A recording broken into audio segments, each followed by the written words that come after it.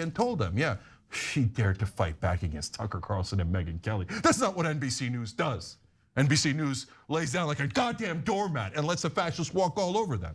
And remember, Tiffany, you're not to do the news, you're not to be honest, you're to do corporate media. You don't see corruption, you don't see racism, you don't see any problems with the Republicans. Our job is to kiss their ass. All right, guys, welcome back to the channel. Now, someone left a comment for me and they wanted to see me discuss Tiffany Cross being fired from MSNBC. Now, I don't watch MSNBC. I don't spend too much time listening to Tiffany Cross at all. But I know that she's supposed to be, or she was supposed to be, you know, a black voice there, someone to speak up for black people and black people's issues, you know, kind of like Joy Reid. But I know a lot of her, you know, news takes are focused around, you know, January 6th, white people, the problem, things that white people do. It's very white focused. All right, so we're gonna hear Tucker Carlson break down Tiffany Cross and, you know, and some of her comments, and then we're gonna get into Cenk Uygur melting down about it after that. So don't forget to like, comment, share, and subscribe. Let's get into it, you guys. So it's not just whites, it's white women. Their women are bad too. Women, of course, are the key to reproducing the white race, which is clearly a threat, as she says again and again, to you and your family. They're dangerous. They want to hurt you. Now, don't be fooled by the fact that Tiffany Cross can barely speak a coherent sentence. She was a communications major, apparently, according to the internet. That didn't work. But the gist of it is very, very clear. White women are dangerous because white people are dangerous. They are, by the nature of their DNA, potential domestic terrorists. Now, you could play the game, well, if any other group were spoken about this way, this would be shut down immediately. And of course, that's completely true. There's no other group in America you could talk about the way that Tiffany Cross and Joy Reid and other anchors in MSNBC talk about white people. But you don't even have to play that game. It doesn't matter what the color is. It's always wrong to reduce people to the color of their skin, to their melanin content, to their DNA, and it's even worse to attack them on the basis of that. And in fact, it's the basis of violence, actual violence. Yeah, now me, you know, I'm not much of an eye for an eye type of person. You know, I don't think that doing exactly what someone else did to wrong you will rectify the situation.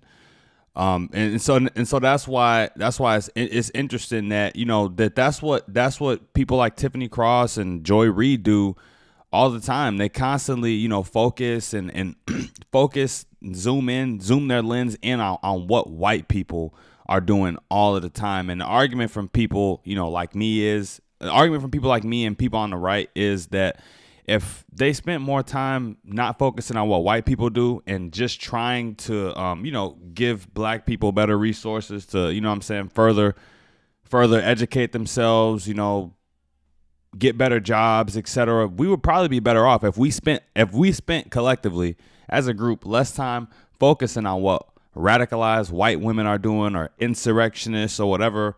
But that's what these people love to talk about on the news daily. They're still talking about January 6th like it just happened yesterday. Actual violence. But Tiffany Cross can't be criticized because she's oppressed. That's the key. Watch this. Yeah, and I'm going to play this right now, but I also just wanted to touch on that really quickly because it's true. Like I said, an eye for an eye will only make the world blind. Now, just because she feels some type of way about white people, that doesn't give her the right to just speak, you know, any way she wants about white people. And she's been doing this for as far as I know, for as long as I know. She's been doing this. She's had these type of takes, these radical black takes on white people. Oppressed. That's the key. Watch this. What we didn't see were enough voices willing to point out the deeper, festering rot that's plagued this nation since it was born. People who neither discovered nor built this land have been led to believe that America is theirs and theirs alone. Will this democracy survive? Well, a Yahoo News poll says no. But perhaps when you build a nation on stolen land with stolen labor, it was never going to be a republic we could keep. And so here we are, celebrating the birth of a nation, independence for white men. Now, that was a very small compilation. It was only like 3 clips, but you can see from that the news that she talks about is very white centric. And the reason that is because of her demographic and who her company is selling this news to. They know that's what their base wants to hear. So regardless of if her language is inflammatory, if it's bad, if it could potentially get people hurt, she doesn't care because that's what the base wants to hear. And it's a shame that she'll just talk about people any type of way without any regard of their own safety. Black people like her will always say, you're doing things. They're passing laws and they're saying things that are acts of violence to black people. Black people can get hurt from this, et cetera, et cetera. Well, you're just doing the same thing in reverse, honey. Okay, once again, calling out a specific race by name. Now you have to wonder about the other anchors on MSNBC, some of whom are that race. Do they notice this?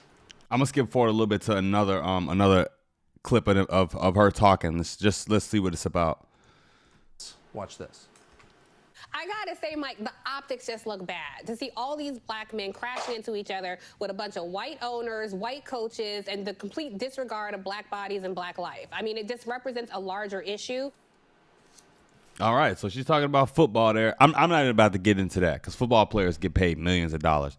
We about to get into Cenk Uygur though. Okay, so he spoke on this, and I'm gonna just let you guys hear for yourselves. Let's get into Cenk Uygur's take on all of this.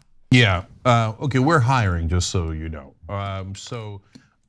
We'll be talking to Tiffany soon, if she's interested. Because look, I don't know that we're going to particularly hire her. We'll have a conversation about it. But I'm interested in aggressive hosts.